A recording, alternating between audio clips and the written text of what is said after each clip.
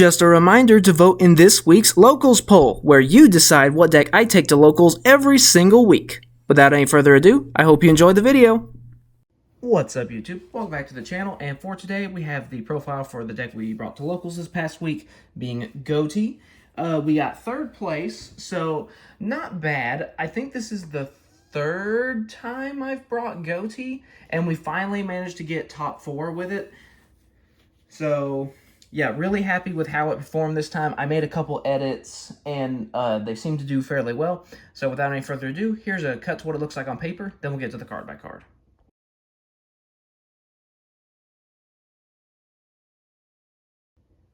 Alright, so starting off with our monsters, I'm going to be talking about 2 copies of Seek's Moonlight of the Ghoti. So this guy is a level 6, and so basically you want to banish this guy because, well, that's what the deck does, but this one in particular, when it gets banished, you get an immediate effect where you get to banish a fish from your hand, graveyard, or field, and then special summon it. And then when it gets special summoned, its second effect will trigger, which is you can add 1 fish monster from deck to your hand, and then you must immediately banish a fish from your hand or field. So basically, you banish this, you banish a different fish, special this, and then add 1, banish 1. So it's really good for just setting up your plays, because, you know, obviously Ghoti, they synchro on the opponent's turn. That's what they're supposed to do. So this allows you to get some of your tuners in rotation in order to interrupt your opponent. Also with that, we have our 2 copies of Snopios Shade of the Ghoti. So as a quick effect, that during the main phase, you can banish 2 fish monsters from your hand or graveyard, not including himself, to special summon it from your hand, and then when it's special summoned, you can target a face-up card on the field. It is banished when it leaves the field. And then kind of similarly to Seek's, when it's banished, you get to banish a fish monster from your grave to add this back to your hand. So again, this is good for getting your tuners into rotation. You can also provide some interruption to your opponent by making one of their things banished when it leaves the field. So, yeah, really nice there. Next is our 3 copies of Ezeep, Omen of the Ghoti. So this one, it's a level 4, and basically when a fish monster gets banished, you get to special summon it from your hand for free. That does start a chain though, so do be aware of that. And then during the standby phase of the next turn after this card was banished, you get to target one of your Ghoti traps that's banished during your graveyard and set it. That normally doesn't come up that often because we are keeping the trap card count kind of to a minimum, but it could come up in a very simplified, grindy game state. Alright, next up is Keef, Merc of the Ghoti. So this one kind of serves as an extender and an interruption. So if there's a fish monster on the field, you can just special summon it from your hand. That effect does start a chain.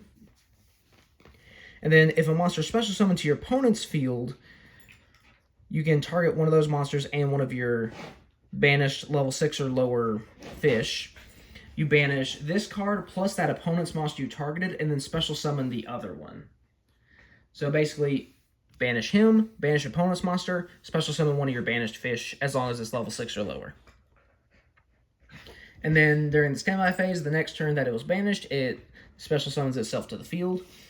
Me and some of my friends, we actually call this SP Littlefish because of the double banish thing, so it kind of reminds us of SP Little Knight a little bit, so that's kind of funny. But yeah, really good there. And the second effect, where you banish it and the opponent's monster to special one of your banished fish, is actually really good with the first tuner we're going to talk about, being Zep, Ruby of the Ghoti. So we're playing 2 Zep here, and there's 2 main reasons. The first one is with its in-hand effect, so you can banish it from your hand, which helps you set up for the whole thing with Keef. To target a fish monster in your graveyard and banish it. And then during your opponent's turn, if this card gets banished, you get to immediately special summon it. So that can help you with something like say Snopios can help with that. And then when it gets special summoned, you get to immediately synchro summon. So that can help you get to even more of your synchros to interrupt your opponent, because again, the name of the game for Ghoti is synchroing on the opponent's turn. Next, 2 copies of Schiff, and then I'll go ahead and just talk about the 2 copies of Paces also. So these guys are kind of your main tuners. So basically, they each have the effect that's basically the same as Keef, where during the next standby phase of the turn that it gets banished, you special summon it. And then during that turn, or during that main phase rather, when if it's been special summoned that turn, you can immediately synchro summon. So it's really good for, like I said earlier, interrupting your opponent. And these guys do have ways to banish themselves. So Schiff, you can banish it from the grave to boost another fish by 500. And then Paces, you can banish it for cost to special a fish monster from your hand. Alright, and then moving on to the only monsters in the main deck that are not Ghotis by name, because I try to keep decks as pure as possible, so if it's a part of another archetype, I don't include it, but these guys are not. So we're running 3 copies of Lifeless Leaffish, and then 3 copies of Beautiful Princess. So, Lifeless Leaffish, when it's summoned, it's a Foolish Burial. That's really good for dumping something like Schiff, because then you can just immediately banish it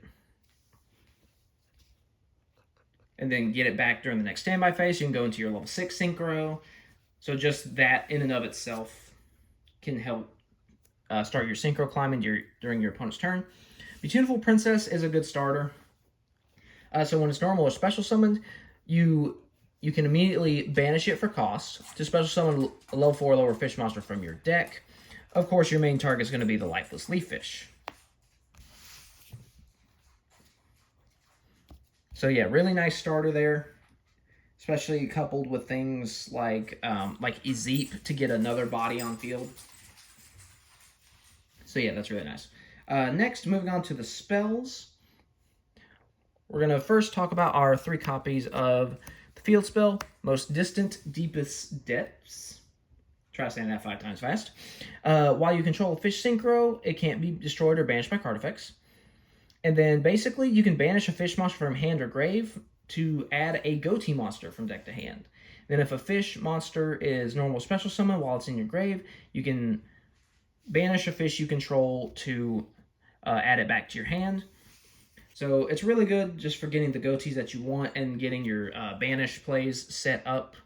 That's really nice.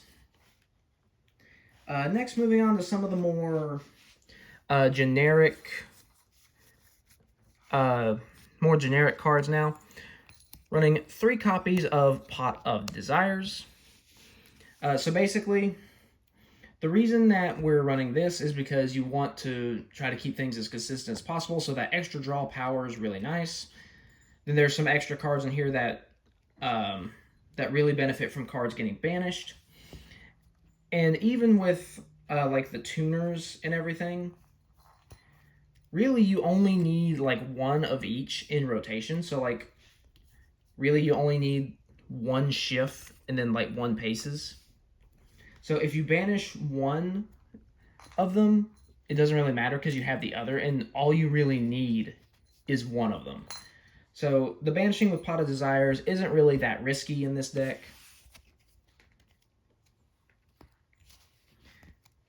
And then for additional draw power, we are running 2 Moray of Avarice. So we banish a face-up fish, Sea Serpent or Aqua to draw 2. So this helps with the banishing, because even if, like, say, Paces or Schiff or Keef is banished during our opponent's turn, it will come back during our standby phase. So basically, this is a nice way to try to re-banish it, to set it up for our interruption plays again. Okay, and then next, one of the edits I made to the deck, 2 copies of Soul Absorption. So every time a card gets banished, we immediately gain 500 life points for each. That is mandatory. So every time you banish something, if you get an effect, this is going to be Chain Link 1. Sorry, my cat is playing with my tripod right now. I don't know why she's doing that. Anyways, so yeah, this one, and the reason I put this into the deck is the last 2 times I brought it. The first time I was like, okay, yeah, you know, it's whatever.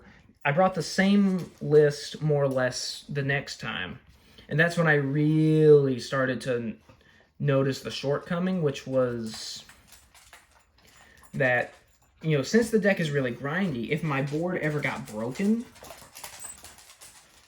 or if I was just unable to access my synchros for whatever reason, whether it be D-barrier or, you know, droplet on the tuners or something, that I would just die.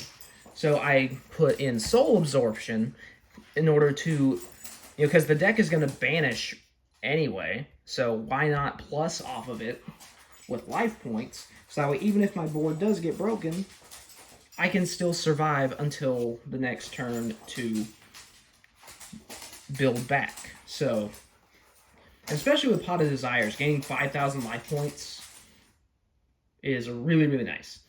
It also makes Ash Blossom on the Pot of Desires hurt less, because we still get the 5,000 life points. Next, moving on to the limited cards, and this next one is actually also an edit I made. So we are running a copy of 1-for-1 to help pull out the Tuneful Princess from the deck. I don't know why I wasn't running this before, but I am now. Better late than never. 1 Terraforming to search the field spell. 1 Gold Sarcophagus, because banish shenanigans. 1 Reasoning, because we do have a bunch of different levels. We've got level 1s, level 2s, 4s, 6. So at worst, it's Ashbait. At best, it's a free special summon. And in the middle, it's a Foolish Burial. So it's literally a win-win. Next, moving on to the trap cards. 1 copy of Ghoti Cosmos. So this one it gets effects based on the number of face-up banished fish monsters that you have. If there's at least 1, your fish monsters can't be destroyed by battle.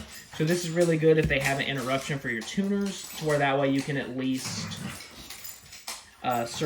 keep them around on the field, so you can synchro them off during your turn for other synchros. 1 Ghoti Chain. So basically we banish a face-up fish monster that we control, special summon a Ghoti monster that's banished or in hand, deck, or grave with a different original name. So this is good for pulling out Zep from the deck for quick synchros, things of that nature. It's also really good for dodging things like Imperm and things like that. 1 Ghoti Fury. It's temporary spot removal. We banish a fish we control, 1 monster our opponent controls. It does have an effect where you can banish this from your grave or field to give an attack boost to a special summoned fish, but that normally doesn't come up all that often. And then finally, 1 copy of Oh Fish. So obviously the deck banishes a lot, and so being able to capitalize on that by shuffling something back into the deck, namely something like Beautiful Princess that we can't easily recycle, is really nice. And we get negation to boot, so. Okay, so that was it for the main deck. Now moving on to the extra deck. So first, moving with the Link monsters, we only have a couple here. First is Miss Starboy, running 1 of him, because he is Best Boy. He just gives your waters an extra 500 attack boost. And then when he gets destroyed, you get to recycle a water monster from your grave. So this is good for adding something like Lifeless Leaf Fish back to your hand. So that's really nice. Next, 2 copies of Abyss Keeper. This is kind of the main link you're going to go for if you're trying to break a board. Usually with Starboy, you make it after you wipe the board with Deep Beyond, and then just use it to try to swing for game. Abyss Keeper, this is kind of your more combo-y link, I guess you could say. So basically, when it's link summoned, you special summon a fish to your zone it points to, and then you can target a fish you control and a card your opponent controls and banish both. So that works really, really nice in this deck, of course. Next, moving on to the Synchros. And basically, we're going to go pretty quick with these because there's 3 of each. Arion Post, when it's Synchro Summoned, you banish a level 6 or lower fish from your deck. So there are plenty of plays you can do with banishing stuff on your opponent's turn. And then when it's sent to the grave Synchro Material, you banish a fish from your grave to add one with an equal or lower level. 3 Asken. Asken, when it's Synchro Summoned, you target a fish you control and a card your opponent controls, banish both. And then if this gets banished, you banish a fish from your grave to special summon it.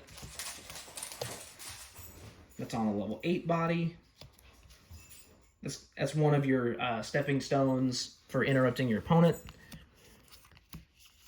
Next, 3 Ghoul Glim, Spear of the Ghoti. So basically, at the start of the damage step, if this guy battles a monster, you can banish that opponent's monster. He does have a second effect where you can banish him to special summon his Synchro Materials from the graveyard. That normally doesn't come up very much, though. It's mainly just for the making something that's hard to kill by battle for like a simplified game state. And then finally, the main one, 3 copies of Ghoti of the Deep Beyond. When he's Synchro Summoned during your opponent's turn, all cards on the field get banished. And then during that next standby phase, you get special summon him, and his original attack becomes 500 times the number of banished monsters. So obviously, as the game goes on, this guy can get absolutely huge. Okay, and so yeah, that's actually going to be it for the deck profile. I do hope you guys enjoyed. And like I said, this is more of a pure Ghoti build. I mean, I've seen some people where they mix things into it.